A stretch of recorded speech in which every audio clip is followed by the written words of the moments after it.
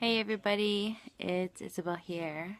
I wanted to go live and share our journey about the Solidarity Vision Walk.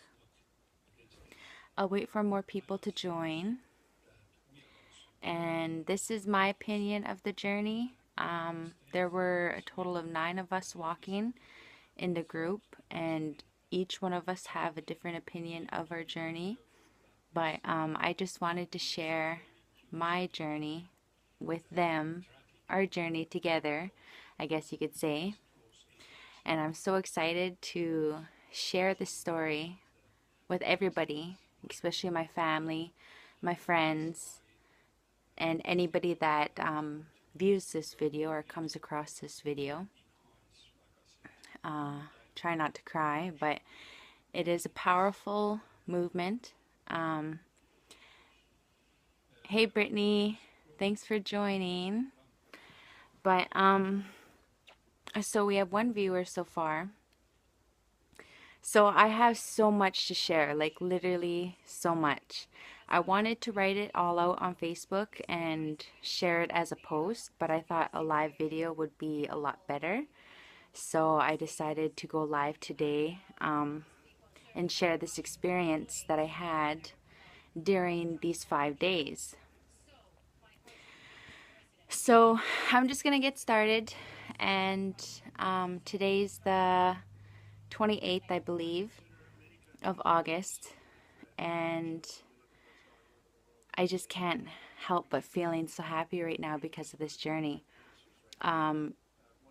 So I was called on this journey by Melanie Smoke. She is a pancreatic cancer survivor, and she has overcome so much in her life. This is the 5th annual Solidarity Vision Walk. So she has been doing it for 5 years with her and her family and some of her friends that joined her along the way. And this walk was to raise awareness for pancreatic cancer, because there's only a 4% chance of survival rate, and it is a big deal because a lot of elders, a lot of people, not only Native people or Aboriginal people, but everybody across the world suffers with some kind of cancer. And it is a very severe disease that takes a toll on the body, where the person is in severe pain. So we raised awareness for pancreatic cancer, and we wanted to make it known to people that we do care, and we will do whatever we can to raise awareness for it. It is also helps with physical, emotional, mental, and spiritual healing for anybody that is suffering with those types of problems, or anybody that suffers with depression or anxiety, suicide thoughts, anybody that has family that has any type of cancer, or anybody that has lost anybody on the highway of tears. That is a tremendous situation as well, because so many people have passed away on the highway of tears. So many people have went missing on the highway of tears, and not only on the highway of tears, but across the world. And so we wanted to make an impact not only in our lives, but in other people's lives that kept up to date with this post that we were doing, the Solidarity Vision Walk. And for anybody that came across us that saw us doing the walk, we wanted to make an impact, and we wanted to make it known that whatever you put your mind to, you can do it. It is possible, and to not give up on life. So we did this walk, and we started in September. Sorry, we started in Smithers, BC. There was me, Melanie Smoke, Floyd Mowat, Mark Smoke, Shanna, Xavier, and we started in Smithers, BC. And we decided we wanted to walk all the way to Prince Rupert. this was their 5th annual Solidarity Walk, but for me and Xavier, it was our first year of doing this, and we had no idea what we were in for. I literally thought we're all crazy. We are all crazy going on this journey, going on this walk and jog all the way to Prince Rupert. I was like, wow. I didn't know what I was getting myself into, but I knew if it was for a good cause and if it was going to help me physically, emotionally, mentally, and spiritually, I'm going to do it. And if this is Melanie Smoke's 5th year of doing this, I knew I could do it. Her daughter, Shanna, is 10 or 11, and she's been doing it for 5 years. And that is just amazing. These 2 little kids that joined us, Shanna and Xavier, they made a huge impact on my life. They have taught me so much during our journey, and they gave me strength. They gave me energy, and they gave me hope. And with Melanie Smoke being a cancer survivor, it's like she is such a powerful, strong woman. She's so positive, so wise, so amazing. There's so much I could say about her because that's how I feel when I'm around her. She is literally strong. And so this journey started in Smithers, BC, and it took us a whole day to walk and jog to Susquehanna Road. We stopped off in Morristown and we had lunch there, and we got to share our story with a few other people that we came across. And then we ended our journey at Susquehanna Road for the day, and then we spent the night in we spent the night back at home in Gittimax and Kispiox. And then we continued our journey the next day. We stopped off at Kasan Campground and we did our morning ceremony there, which is our smudge and our circle, where we talk in a circle and we all share our story for the day. And we were coming up to Newtown, and that is where we picked up Teresa along the way, and we picked up Norman McLean and Nikki Emerinskin. So they joined us on our journey starting from New Hazelton. We also had a few other joiners from Susquehanna help us get to Newtown, walk and jog with us. So that was awesome. I mean, the more people that join this journey, it helps us a lot. And so yeah, the next day we started from Newtown and we continued our journey all the way to Gitxkookla. And so we had 2 vehicles, Melanie Smoke's vehicle and Mark Smoke's vehicle. And we had a few people in Mark's truck and a few people in Melanie's vehicle. And we each did leapfrog, where Floyd starts off at the beginning, and then we leap 10 kilometers ahead, and then we do 2 kilometers each person, walking or jogging, and we did that all the way from Smithers to Prince Rupert. So, and we got to Gitxkookla, and we thought it was going to be late, so we were going to stay in Gitxkookla, but it was still pretty early during the day, so we just flew by Gitxkookla, walked and jogged, and continued our journey to Kitwanga. And it was a long day, long journey, a lot of kilometers walking and jogging, but we made it. And a couple encounters with some bears, but we all stayed safe and we all were okay. So the journey is literally amazing. Like, it's so hard to explain.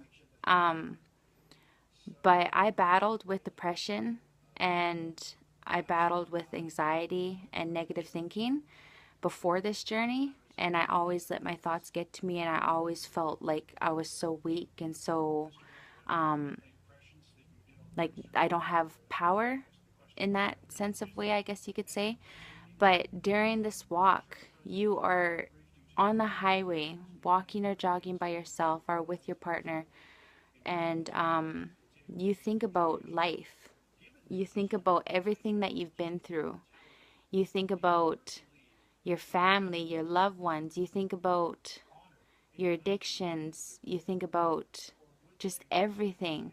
And you see so many wild animals along the way. We saw eagles, we saw hawks, we saw squirrels, we saw snakes, we saw bears, we saw ravens, crows, just everything, and blue jays. And they literally talk to you while you're walking on your journey. They make sure they are well known when you see them, and they fly in the same direction as you, like they're guiding you in the right direction. And they sit on top of their trees and they literally watch and look down on us like they're protecting us. So when you are on this journey, you're not only learning a lot about yourself or a lot about what you're raising awareness for, but you also love and pay attention to your surroundings. You learn patience. You feel more grateful, more blessed, more rejuvenated, more alive. And when I first started this journey with Melanie Smoke and Smithers, I literally thought we were crazy. I was like, wow, we're going to walk and jog all the way to Prince Rupert. That is insane. And in my mind, I was thinking, this is impossible. All like us, we're going to walk to Prince Rupert. This is impossible. This can't be. But once you're walking and you're jogging, it becomes possible. And you start knowing that you could do it. The first day that I walked was so hard on my body. I was physically drained. I was so sore, like literally sore. And the second day, I was still sore and I was still in pain. But in my mind, that's for a good cause. So I took the pain and I just continued moving forward. I just continued walking, continued jogging.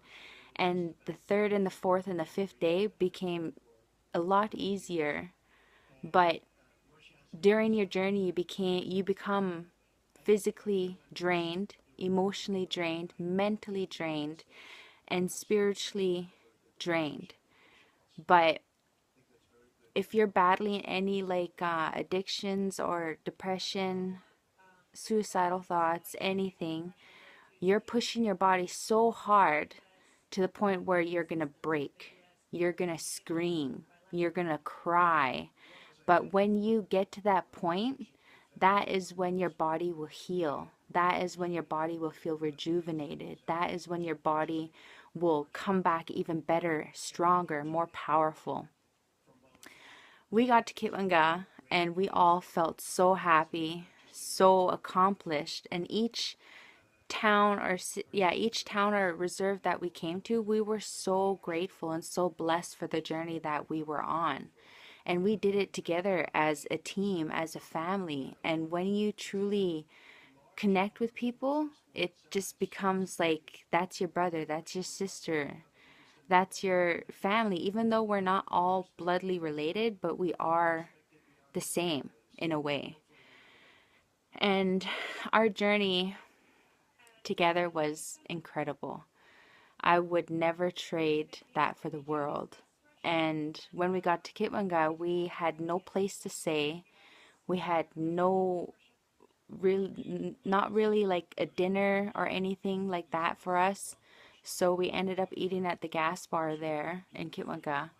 And I got a hold of Kimmers Matthews. She's from that area. And she got a hold of a few people, and Tom McLean or Tim McLean. He opened the church doors for us, and we actually got to stay at the church in Kitwanga. And there was a furnace in there, there was a stove, there were bathrooms, there was couches in there. We had sleeping bags, we had pillows, we had sandwiches, snacks, boiled eggs, stuff like that. And to some people, that may not seem like that's a lot, but during this journey, it teaches you how to be more grateful for the small things that you have with you. And it's just amazing. Tony McLean. Yes, Nellie. Thank you. Tony McLean. He opened up the church doors for us and he allowed us to stay in the church, which was so very amazing. Even though some of us were sleeping on the floor and stuff like that, but you learn to be more appreciative during this journey. You learn to be more thankful for this journey when you're on it. But we stayed the night there and it was warm, it was cozy, we had a good sleep. Sabrina Jones, she actually came by. She came out of her way and she came by the church and she dropped off blankets and pillows and she told us that we could have them. She came back and she dropped off apples and fruit and boiled eggs and stuff for breakfast and stuff to drink. So that's amazing. Like when I first went on this journey, when we first started in Smithers, I asked Melanie, I said, what do I need? What do I need to pack? Do I need to pack anything? I asked Melanie and she's like, no, just bring your 2 legs and that's it. You do not need to bring anything. You do not need any money. It's okay. Everything's provided. So I was like, oh my God, I'm going to be going on this journey, 5-day journey with no money, no food, no nothing. Just my 2 legs, some blankets, a pillow, a towel, and some clothes. And when I got to Melanie, she was like, you know, on this journey, it's a sacred journey. And when you're on this journey, people will actually stop and they will give you food, they will give you money, they will provide things for the group because they go out of their way and it's for a good cause and they do it out of their own heart. People donate money, people donate food, people donate their houses to stay. People make dinners, make sandwiches, and drop them off with us along the highway. So I was like, okay. I was like, are you sure? And she's like, yeah, I'm sure. This is my 5th year doing it, and it's happened every time. And she was right. Along our way from Smithers all the way to Kitwanga, people were stopping ahead of us, took photos of us, talked to us, cheered us on, honked their horns, gave us some apples, gave us bananas. People donated cases of water, donated money to help us along our journey, donated their time to actually figure out what we are doing. Why are we doing this? Stopped us, talked to us. Just amazing people that actually cared about what we were doing and took the time to stop and say hi. And you guys are amazing. You guys are doing a good job and way to go. I'm so proud of you. And that little small thing is a big deal to us because we are so exhausted and so tired. And every time somebody stops and appreciates what we're doing, cheers us on, it gives us more energy to keep moving forward and to keep walking during this journey and for a good cause. So I was just feeling so thankful and so grateful for the people that actually donated their time, the people that actually cheered us on, the people that honked every time they drove by us, the people that turned around just so they could talk to us, the people that donated food, blankets, pillows, stuff like that. Like that is what the world should be like. That is what we all need in life, is to be caring and loving and kind to one another and to not be so greedy and selfish and needy, because that is not what life should be about. And even though we all have hard times, but we started this journey with literally nothing. And by the end of the journey, we had each other, and that's all that mattered. That's all we cared about. So the next day when we woke up in Kitwanga, we we started our journey to Terrace, and there was only 8 of us. And once we started our journey from Kitwanga, we stopped off at the gas station, and Bernadine Johnson and Norman Senior McLean met us at the gas station and got to see his son, their son, Norman Jr. And they stopped and they donated water, they donated their time, they met us in Kitwanga, which was amazing. And we did our morning ceremony. We smudged, we did a circle. I smudged the vehicles, I smudged everybody, and we went live sharing our story that we're on our way to Terrace. And um, we walked and we jogged to Terrace.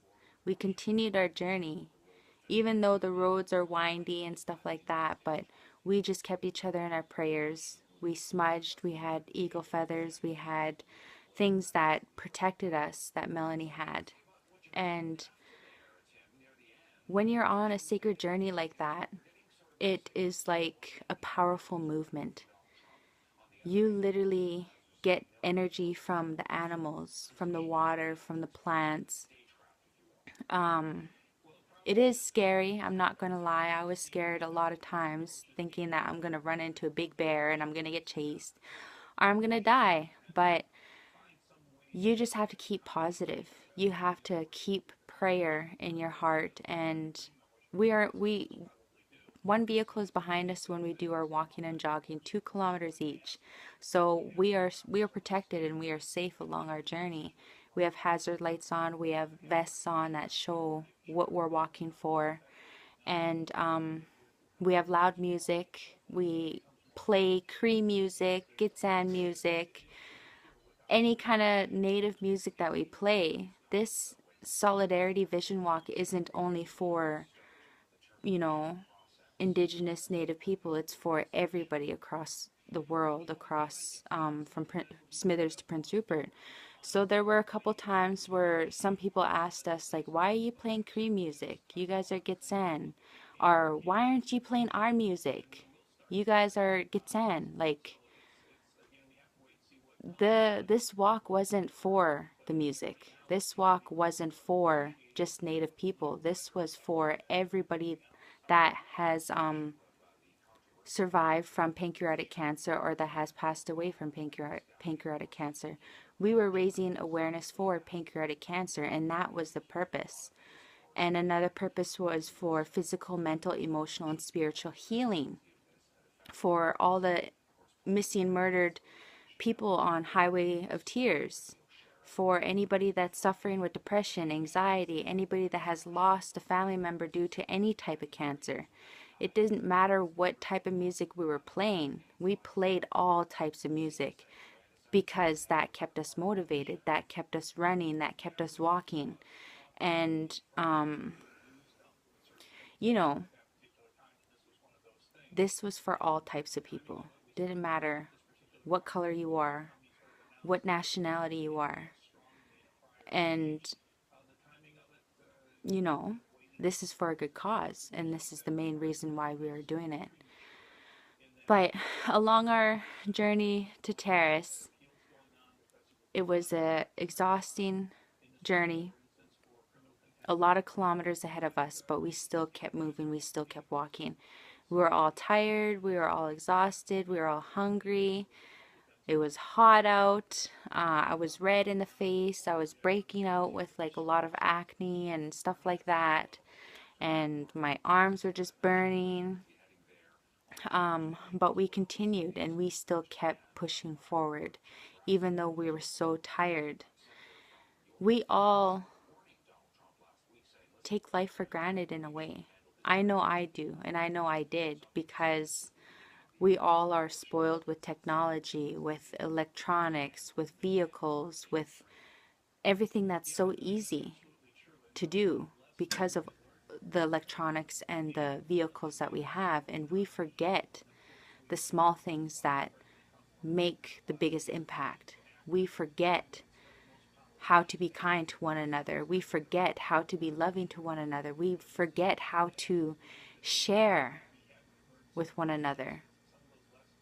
We all are so guarded and scared and worried that we all turn into judgmental people in a way. I'm not speaking only for myself, but I know a lot of other people out there feel the same. And me, before this journey, before I started this journey, I was severely depressed. I slept all the time. I was so lazy. Didn't want to wake up anymore because of how depressed I was. I was suffering with suicidal thoughts, anxiety. I felt scared for no reason. And I just felt like I was failing in life. I felt like I was giving up on myself. I was giving up on my husband, my hubby, giving up on everything. My business, my nail business. I felt so drained because of all the depression that I was battling. I always had alcohol problems and addictions that I just couldn't overcome because of the negativity. And so when Melanie Smoke called me on this journey, I knew I had to do it. Not only for her, not only for pancreatic cancer awareness, not only for myself, not only for my hubby, not only for my stepson or my nail business, but for mentally, physically, emotionally, and spiritually. I had to do it. And I knew it was by the end of the journey, when I was done, when we got to Prince Rupert, I knew it was all going to be better. And I knew if I could overcome this, I could overcome anything. And during this journey, when we got to Terrace, it was like, once again, we had no place to stay. We had no dinner made for us. We had no nothing, but we made it work. When we got to Terrace, we ended up staying at Ferry Island. And Ferry Island donated us a campsite, donated us their time, and understood what the walk was for. So we were able to stay at Ferry Island for the night and shower and use proper bathrooms and stuff like that. So even though we start with nothing, there's always somebody along the journey that appreciates what we're doing and actually donates their time and actually helps us along the way. And it was just amazing. I ended up calling my mom, Claire Ann, and her and my dad, Frank Henu, picked me up. And I ended up spending the night with her and talked to her. I got to see my Uncle Wayne, got to see my mom, got to see my stepdad, and got to spend the night with them and spend some time with them. And in the morning, they dropped me back off at Ferry Island. And we continued our journey from Ferry Island to Kitsimkalem gas station. We walked 7 kilometers, another 7 kilometers, even though we walked so many kilometers from Smithers, BC. We still continued our journey the next day.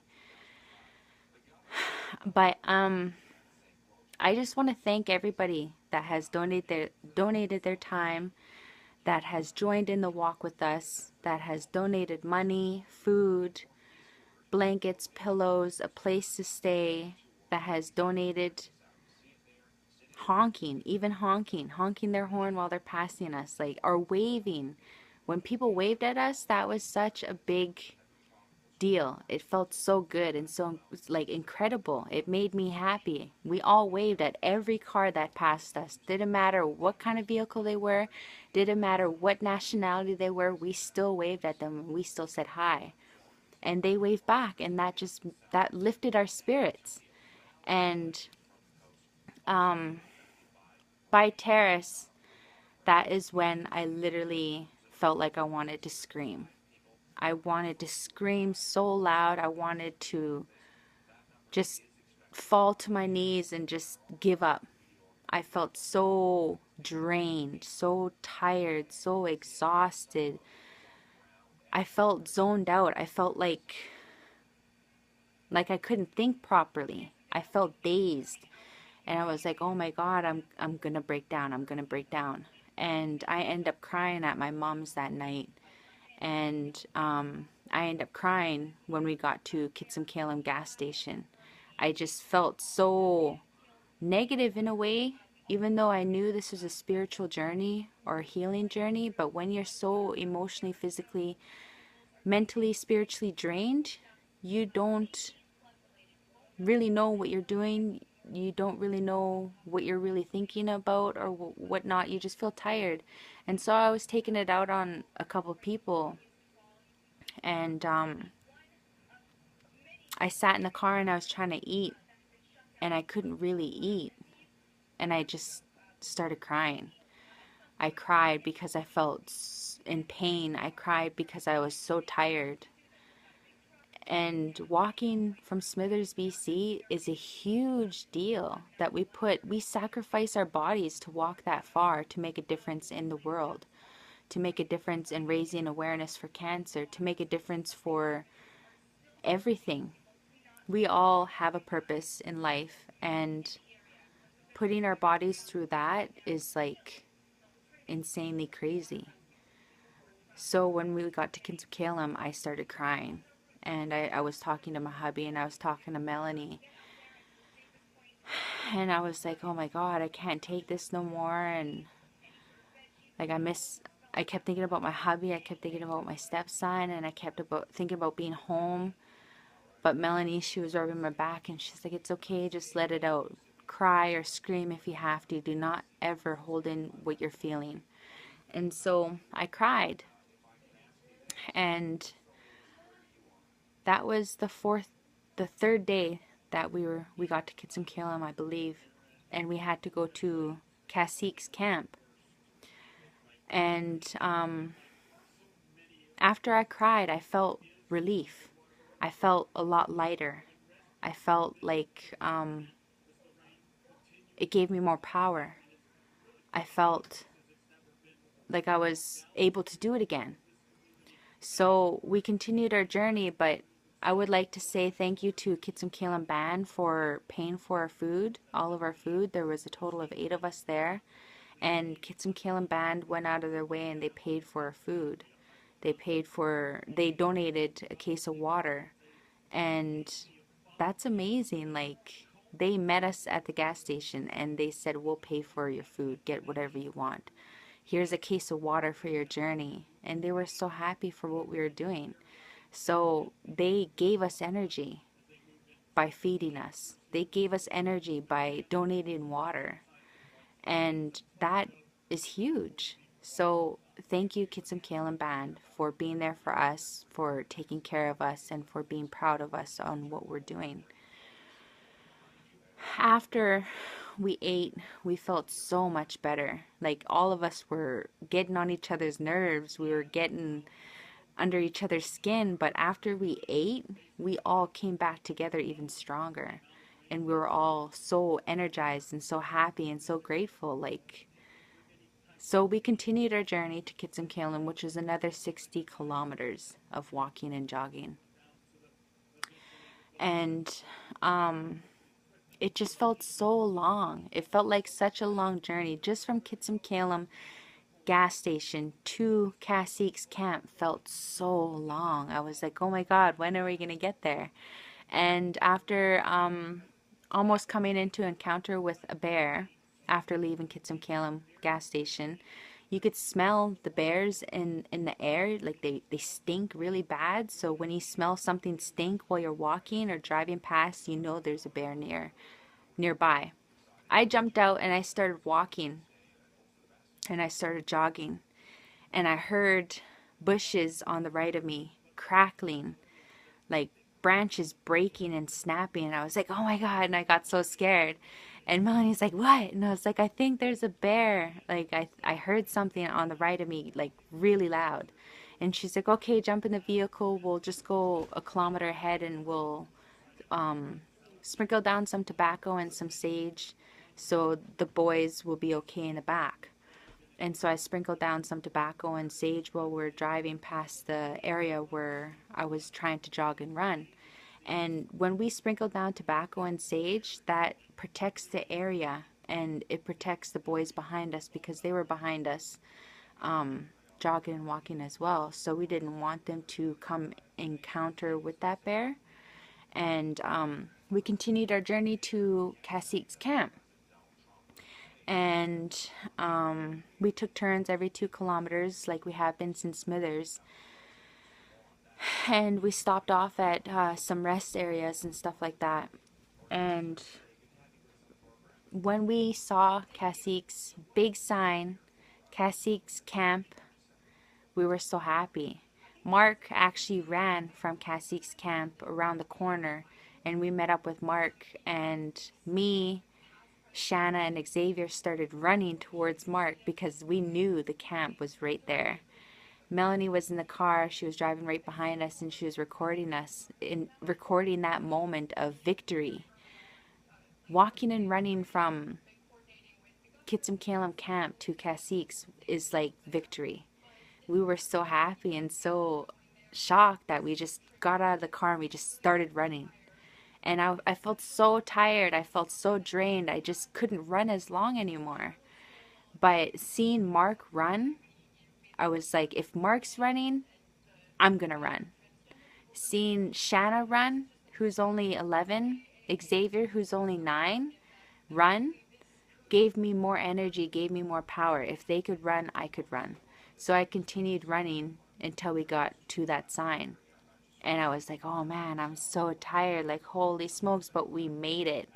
There was 2 cameras on the pole, one facing towards Prince Rupert and one facing towards where we were. So I knew we were on camera. And I was like, okay, just keep running, keep running. So I kept running. We got to Cacique's camp, and we all just were so tired.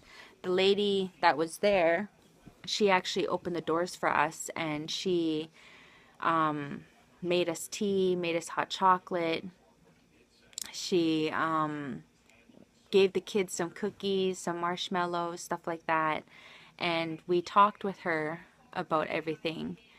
And we sat there, and I knew it was late, so I called my hubby, Jeremy Johnson, and I called him, and he was actually at Melanie and Mark's feeding the animals and stuff like that. And he told me that he was on his way, that he just got off work, and that he packed his stuff, and that he was coming to see me, coming to see us, and coming to be there for me. Yeah, I see him, Shelby. He knows I'm live, so he's joining. But that got me off track because I was in my zone. But I ended up calling my hubby, and he was like, "Okay, I'm off work. It's Friday, and I'm coming to see you." And I was like, "Really?" And I was so happy. I was like, "Melanie, Jeremy's coming." And she literally got teary. Her eyes got so teary. She was like, "Really? He's coming?" I'm like, "Yeah." And she's like, "I'm so proud of you. Wow." And I'm like, "I know, right? He's coming." Like, I know my hubby, and some of you know my hubby. So for Jeremy to do that, to come out of his own way and to drive from Kispiox all the way to Cacique's camp just to be with me and just to come and join us on this journey together, like, that's amazing. That is huge. And I literally started crying. I was like, oh my God, he's coming to see me, and he's coming to be there with me, and he's coming to finish this journey with me. I told him how exhausted I was. I told him how tired I was, how I just wanted to scream, and how I just was on a mental breakdown. And so he said, I'm coming to see you, and I'm bringing you back to Terrace, and we're going to stay in Terrace at your mom's. And so thank you, Mom Claire Ann, and Dad Frankie, for allowing us to stay at your house and opening up your doors. I got to see my Uncle James. I got to see my Uncle Wayne. And just that feeling of him coming to see me and him coming to pick me up. Like, he had no idea where Cacique's camp was. And I just gave him some directions. And he actually found us in Cacique's camp. And I was like so shocked. I think it only took him 2.5 hours to come and see me from Gittimax. So he was driving pretty fast, and he was just so excited to come and see me. And when he got there, I was like, holy, I was like, I told you, Melanie, he's gonna be here so fast. And she was like, he drives fast. And I'm like, yeah, he does. And so he arrived, and I was like so happy. I jumped out of the vehicle, and I just gave him a hug, gave him a kiss, and was so happy he was with me. And we've been through a few things lately with my depression and my falling back into drinking. Our relationship turned a little bit rocky. And we were fighting all the time and we were arguing all the time and we were on the verge of breaking up. So when he came to Cacique's camp and he came to see me, that truly showed me that he truly cares about me and that he truly loves me unconditionally. I felt so amazing when he showed his support and he came to see me. But we spent the night at my mom Claire Ann's, and we had a good night's sleep, good night rest. We went back to Cacique's camp, and I brought them breakfast and Tim Hortons, a big tub of Tim Hortons coffee. And we went back to Cacique's camp, and we started from Cacique's camp, and now there was 9 of us. Jeremy joined at Cacique's camp, and we still had another 70 plus kilometers to go till we reached Prince Rupert. So we now had 3 vehicles. We had Melanie's vehicle, Mark's vehicle, and our vehicle. And Melanie had the kids. Me and Jeremy did this together in our truck. Mark had Nikki and Norm and Floyd. So there was now 3 vehicles and 3 groups. So that even made it faster, and that helped us out a lot. I was so tired and so drained, so Jeremy walked and he jogged with us along this journey. And as soon as we started, there was 2 eagles flying above us in a circle. And I knew that was a good sign. 1 eagle for me and 1 eagle for Jeremy. And so that was amazing. And they were flying the same direction we were going. Okay, so our journey to Prince Rupert has now begun. And it was tiring and it was scary because of the cliffs, the corners. It was windy, everything like that. And when you drive to Prince Rupert, it's not even that long of a drive. But when you walk, it literally took us 6 hours, 6 to 7 hours from Caciques to Port Edward. And when you drive, it only takes 45 minutes or an hour. So you just learn how to be more appreciative of things and to be more thankful. So it was just amazing, our journey there. And Jeremy actually did 20K walking and jogging. And the funny thing is that he's never done anything like this before.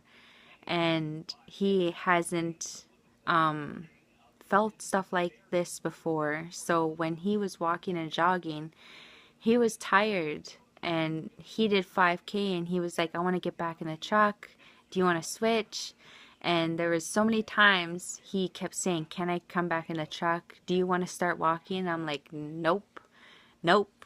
You keep walking. I just walked all the way from Smithers, all the way to Cacique's camp. So you continue walking.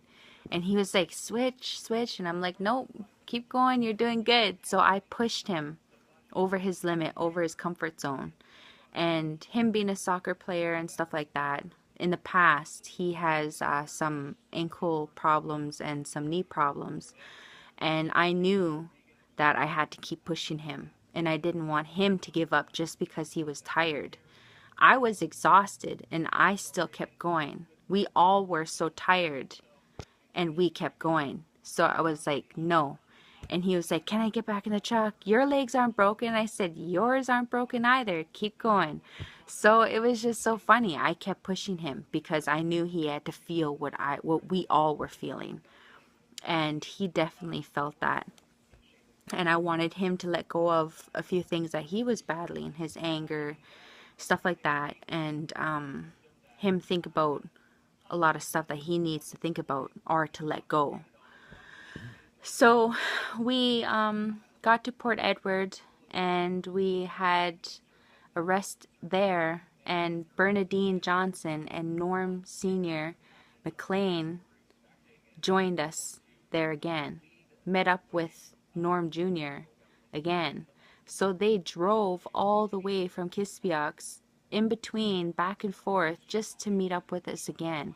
They brought us donuts, they brought us coffee, they donated their time once again, and that was amazing. Like, if it wasn't for them, we wouldn't even have coffee. We wouldn't even have any donuts. We wouldn't even have, you know, that feeling of somebody caring for us. So that was awesome. And Norm Sr. actually walked 4 kilometers with Norm Jr. And him battling stuff as well, which was a big deal. So that was so cool that he joined in on the walk and made Bernadine scared. She was really worried about her husband, so she kept driving back and forth, making sure he's okay. But he walked 4 kilometers with us, or with his son, which was amazing. And but we were in Port Edward Island. Like, we walked and jogged, which was our 4th day, or our fifth day. I'm not too sure. I'm behind on my days now that I'm home, but we made it. And we only had 10 kilometers to go till we got to Prince Rupert. Our plan was to stay in Lulu Island, but with the Chiefs not being there and nobody being around in the area, we decided to stay in Prince Rupert. Once again, we had no place to stay, no dinners made for us, nothing, so we all ended up eating at McDonald's. And we tried looking for getting a hold of the chiefs of the area to greet us, but nobody was there to greet us except for Bernadine and Norm Sr. So that's a bit disappointing. Like, we publish what we're doing and we share what we're doing along our journey, hoping that there would be people joining us and meeting us or greeting us, or, you know, just being there when we get there.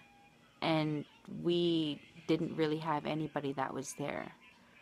So anyways, Melanie got a hold of a guy in Prince Rupert, and he's a medicine man, and he allowed us to stay at his house. Like, he opened up his time in his home and allowed us to stay in his house. But because I wanted Melanie and Mark to have a good night's rest, I wanted the kids to have a good night's rest, me and Jeremy got a hotel, and we didn't want all of us sleeping on the floor. So I knew if me and Jeremy got a hotel, Mark and Melanie would be able to sleep on a bed or sleep on a couch. The kids would be able to sleep on a couch. So me, Mark, Nikki, and Norm, we all got a hotel, and we all stayed at the hotel. And no, Melanie and Mark actually got to sleep on the bed, and the kids actually got to sleep on the couch. So that spared up a lot more space, and we weren't all so crammy. So yeah, and the next day we continued where we left off, and we finished down at the waterfront in Prince Rupert, and we had our ending ceremony there, and we had a couple ladies bring us some sandwiches, some coffee, and some donuts again. So this journey, in my opinion, was truly remarkable. We came together. We hardly knew each other, but we came together and we did this together and we finished it together. And we all are now closer than we were before we even started.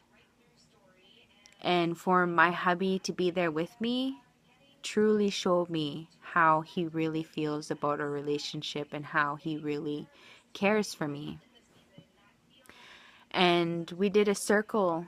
We all sat in a circle, and we all got interviewed by the news, CFTK News. And yeah, we all stood in a circle, and we all shared what we thought of this journey and what we thought about each other. We did a few other things as well, but CFTK was recording us along our journey, taking pictures of us along our journey, and we each got interviewed by CFTK. So I believe it's going to be on tonight on the news. If anybody's interested in watching, CFTK news will all be on the news, explaining our journey in this Solidarity Vision Walk. But I mean, over almost 400 kilometers we walked and we jogged from Smithers to Prince Rupert. Like, that is shocking. What I thought, like what I literally thought was impossible, is possible. So do not ever let your mind control your body, if you know what I'm saying. Do not ever think that you're weak. Do not ever think that this is impossible, I can't do it, or I'm too lazy, or whatever. Just get it done. And coming from me, I was lazy. I was making excuses after excuses. I was letting my negativity get the best of me. I was letting my depression get the best of me. But after this journey, I'm like, wow, I'm rejuvenated. I'm more awake. I'm more aware, more thankful for life, more blessed. I take things more serious. I'm happy. I'm excited. I'm more aware of my surroundings, not only people-wise, but animals, plants, the water, everything. Like, you learn so much on this journey, and everybody learns something different because they're all battling different things. And all I gotta say is, do not give up on life. Do not give up on yourself. Do not think that you are weak. My hubby told me, he's like, I'm so proud of you. Like, you do not need me. You do not need me or my stepson. You can literally move mountains by yourself. I'm really proud of you. And that coming from him, it's like, wow. I am powerful. I am my own self. And to take care of myself, I have to just do it and get it done. And a lot of people, they make excuses because they have electronics, they have a vehicle, they have so many things that make life so easy. But when you're really on the highway and you're walking and jogging that many kilometers with nothing, you literally learn so much about yourself, your surroundings, and about life. This journey has been amazing, and I would never trade it for the world. And I'm so excited for next year, for this to happen again next year. And I really, really want to see my family, my friends, everybody more involved in stuff like this, because what makes a difference in the world, like, we make a difference in the world. Only us can do things that make an impact on each other's life. Whether, hopefully, it's positive. Positivity is key. Determination is key to a healthy, successful life. And all I gotta say is just go for it. Go for anything that you put your mind to and fight for it. Do not give up on yourself. Do not give up on your family. Do not give up on your relationship. Just keep fighting. I don't know what else to say, but this journey was amazing. I am literally happy that I was on this journey with Melanie Smoke and the 8 others in the group. And I'm happy that we finished it in 5 days. Like, that's crazy. Walking and jogging from Smithers to Prince Rupert, BC, to make a huge impact on everyone that saw us, on our own lives, to raise awareness for pancreatic cancer, mental, emotional, physical, spiritual healing, to stand for Mother Earth, for our waters, for our land, to pay more attention to your surroundings, to learn everything. What more can we ask for? I didn't know what I was getting myself into until I was on the journey with them. I literally thought I was crazy doing this. But during this journey, holy smokes, you learn so much about everything. Literally. And I really hope that next year is a big success. And I really hope next year we have more people greeting us along the way. More people donating their time along the way. More people meeting us in every location that we are. More people cheering for us along the highway. More people stopping us in Kitwanga and Smithers and Morristown and Hazelton and Terrace and Kitsim-Kalem and Prince Rupert. More people standing there cheering us and meeting us there. More people joining us along this journey. This is for a good cause. Why wouldn't anybody be there?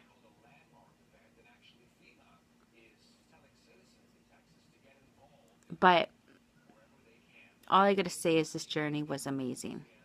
And do not give up on yourself. Do not give up on life. And to just do it. Do it, do it, do it, and get it done. Doesn't matter what it is in life. You could accomplish anything that you literally put your mind to. Even though I was so tired, so exhausted, we all were so tired and so exhausted, we got it done. That's power. That's accomplishment. That's achievement. That's strength. That's amazing. What I thought was impossible is definitely possible because we did it together and we made ourselves do it and we just did it and we rocked it. I literally feel more thankful and more blessed about life. And I'm done with making excuses, and I'm done with depression getting the best of me. I'm done with negative thinking. I'm done being in the dark and alone. I'm going to make the rest of my life the best of my life because of this journey. I'm so freaking happy right now.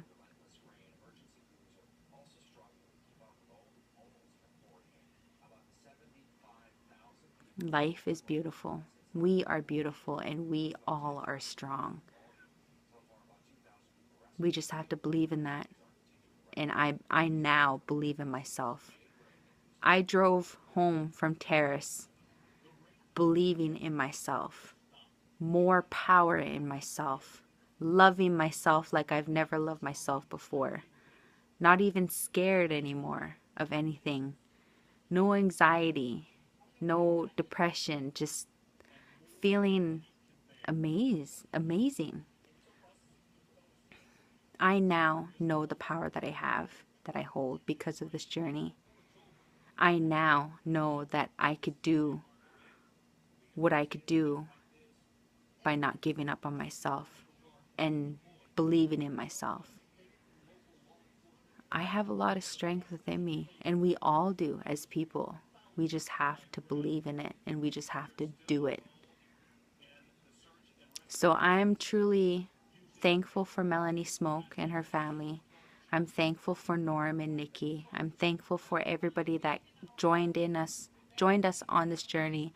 I'm thankful for everybody that donated their time, donated money, donated food, donated their homes, opened their homes, I should say, stopped us along the journey and said hi, that honked, that actually been there for us. Thank you.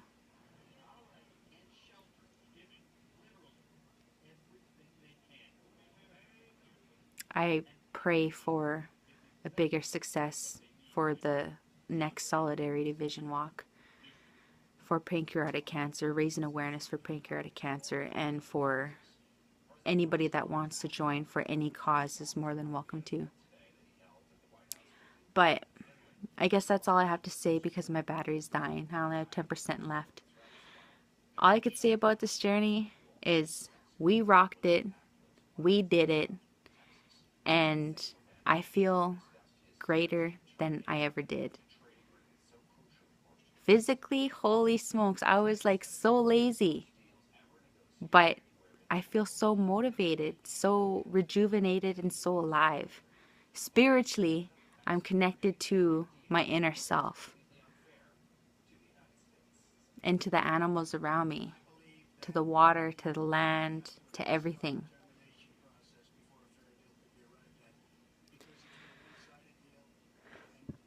Thanks everybody for keeping in touch with us, and tune in on CFTK News tonight and you'll see our story and you'll see each of our interviews on what we each had to say. Stay tuned for next year, Solidarity Vision Walk, and I hope most of you, all of you, will share this story and this experience and join in on the walk. Make a difference in the world. We all can. We just got to do it. So, have a good day. I love all of you. Remember to be kind, be grateful. Remember to be positive and to never give up on yourself. Remember to share the love and to be aware of your surroundings. Have a good day and stay tuned for next year. I hope to see you there. Bye.